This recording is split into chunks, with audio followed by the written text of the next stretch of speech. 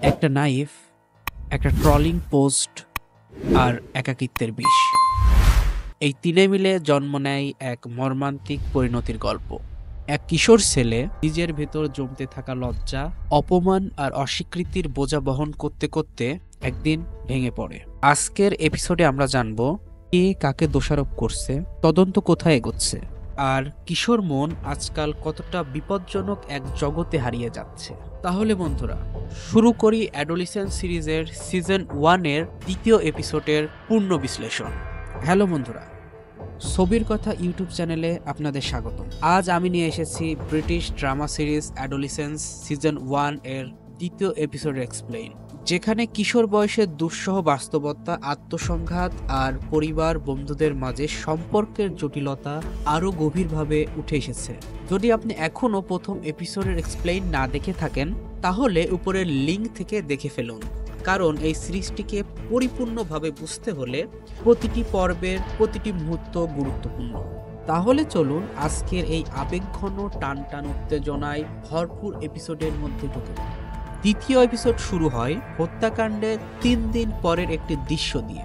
Detective inspector look এবং DS বিশা ফাঙ্কো তদন্তের জন্য ব্রান্টউড একাডেমি স্কুলে যান, যেখানে জেমি মিলার এবং নিহত মেয়ে কিটি লার্নার পড়াশোনা করত। পাশাপাশি অফিসার লুকের ছেলে অ্যাডামও স্কুলে পড়াশোনা করে, কিন্তু অ্যাডাম জেমির থেকে 2 বছরের সিনিয়র। তারা মূলত হত্যাকাণ্ডে ব্যবহৃত অস্ত্র এবং ঘটনার সাথে সম্পর্কিত তথ্য সংগ্রহের চেষ্টা করেন। তদন্তের জন্য কিটির বেস্ট ফ্রেন্ড জেডকে জিজ্ঞাসাবাদ করেন।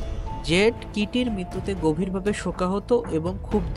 সে জানায় কিটি কখনো জেইমির সাথে ঘনিষ্ঠ ছিল না এবং তদন্তকারীদের উপর রাগ প্রকাশ করে। এই দৃশ্যে জেডের আবেগপ্রবণ প্রতিক্রিয়া দর্শকদের মনে গভীর প্রভাব ফেলে। এরপর তারা স্কুলের প্রত্যেকটি শ্রেণীকক্ষে গিয়ে গতকালের ঘটনা সম্পর্কে শিক্ষার্থীদের জিজ্ঞাসাবাদ করতে থাকেন। ঠিক সেই সময়ই স্কুলের ঘন্টা বেজে ওঠে এবং সকল শিক্ষার্থীদের স্কুলের মাঠে উপস্থিত হতে বলা হয়। তখন নিহত কিটির বেস্ট ফ্রেন্ড জেড জেইমির বন্ধু রায়ানকে দেখতে পায় এবং সে রায়ানের উপর অতর্কিত হামলা করে বসে, কারণ জেড ভাবে রায়ানই কিটিকে হত্যা করেছে। স্কুলের শিক্ষকেরা রায়ান ও জেডকে নিরাপদ স্থানে সরিয়ে নেয়।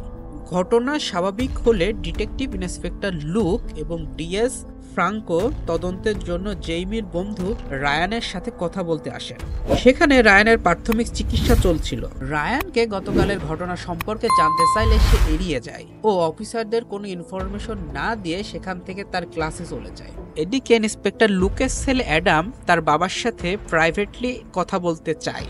সে তার বাবাকে কিছু ইনস্টাগ্রাম পোস্ট দেখায় ও বলে কিটি এবং তার বন্ধুরা জেইমিকে ইনসেল বলে বিব্রত করত। ইনসেল হলো সেই সব পুরুষদের বোঝায় যারা নারীদের প্রতি বিরূপ মনোভাব প্রকাশ করে এবং নিজেদের অবাঞ্ছিত মনে করে। অ্যাডাম এই তথ্য দিয়ে ইঙ্গিত করে যে সোশ্যাল মিডিয়ায় হওয়া এই বিরূপ জেইমির মানসিক অবস্থার অবনতি ঘটাতে পারে। ডিটেকটিভ ইন্সপেক্টর লুক রায়ানের সাথে আবারও দেখা করতে তার ক্লাসে যায়। লুককে পুনরায় দেখে রায়ান ভয় পেয়ে ক্লাসের জানালা ভেঙে পালাতে চায়। লুকও পাল্টা ধাওয়া করতে থাকে। পাল্টা ধাওয়ার এক পর্যায়ে লুক রায়ানকে আটকাতে সফল হয়। রায়ান প্রথমে কোনো কিছু স্বীকার করতে অনিচ্ছুক ছিল, কিন্তু সে পরে স্বীকার করে যে সে জেইমিকে একটি ছুরি দিয়েছিল, যা কিটির হত্যাকাণ্ডে ব্যবহৃত হতে পারে। রায়ান জানায় সে ভেবেছিল জেইমি কেবল কিটিকে ভয় দেখাবে, কিন্তু এমন মর্মান্তিক ঘটনা ঘটবে তা কল্পনাও করেনি। লুক ছুরিটির খোঁজ জানতে চাইলে রায়ান জানায় সে জানে না ছুরিটি এখন কোথায় আছে। তখন সেখানে ডিএস ফ্রাঙ্কো উপস্থিত হয় এবং রায়ানকে আটক করে পুলিশ স্টেশনে নিয়ে যাওয়ার সিদ্ধান্ত নেয়।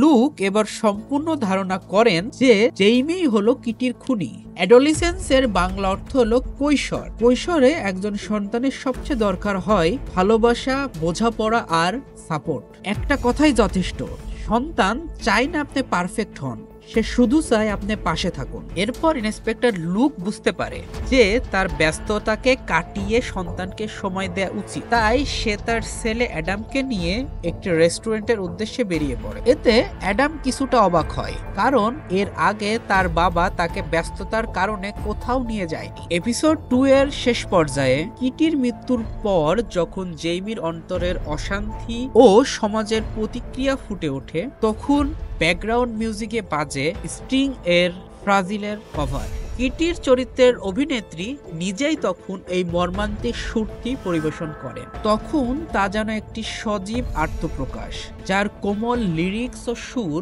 কিটির অন্তরের ব্যথা ও সমাজের প্রতি তার অনুশোচনা হৃদয়ে গভীর ছাপ ফেলে। দ্বিতীয় এপিসোডের একদম শেষ দৃশ্যে একটি গভীর এবং আবেগঘন মুহূর্ত উপস্থাপন করা হয়েছে। এপিসোডের শেষে দেখা যায় জেইমির বাবা এডি মিলার একটি ফুলের তোড়া হাতে নিয়ে কিটি লার্নারের স্মরণে স্থাপিত মেমোরিয়ালে যান। এই মুহূর্তটি এডির পক্ষ থেকে কিটির প্রতি সম্মান ও অনুশোচনার প্রতীক।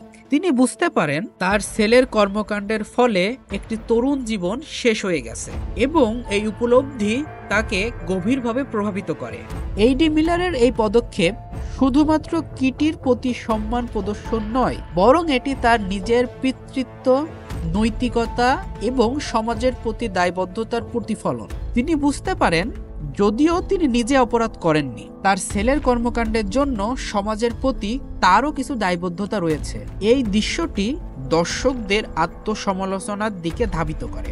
এই ছিল অ্যাডোলেসেন্স সিজন 1 এর দ্বিতীয় এপিসোডের বিশ্লেষণ। এই এপিসোড আমাদেরকে মনে করিয়ে দেয় কিশোরদের জীবনে সোশ্যাল মিডিয়ার প্রভাব কতটা গভীর হতে পারে এবং এটি তাদের মানসিক স্বাস্থ্যে কিভাবে নেতিবাচক প্রভাব ফেলতে পারে। আপনাদের কি মনে হলো এই এপিসোড সম্পর্কে? জেইমির পরিস্থিতি এবং তার প্রতিক্রিয়া সম্পর্কে আপনাদের মতামত কি তা নিচের কমেন্টে জানান। যদি এই ভিডিওটি আপনাদের ভালো লেগে থাকে তাহলে লাইক করুন, শেয়ার করুন এবং অবশ্যই সাবস্ক্রাইব করে আমাদের সাথেই থাকুন। আমরা খুব শীঘ্রই ফিরে আসব অ্যাডোলেসেন্স সিজন 1 এর তৃতীয় এপিসোডের বিশ্লেষণ নিয়ে। ভালো থাকুন এবং মনে রাখুন, কখনো কারোর অনুভূতিকে হালকাভাবে নেওয়া উচিত নয়।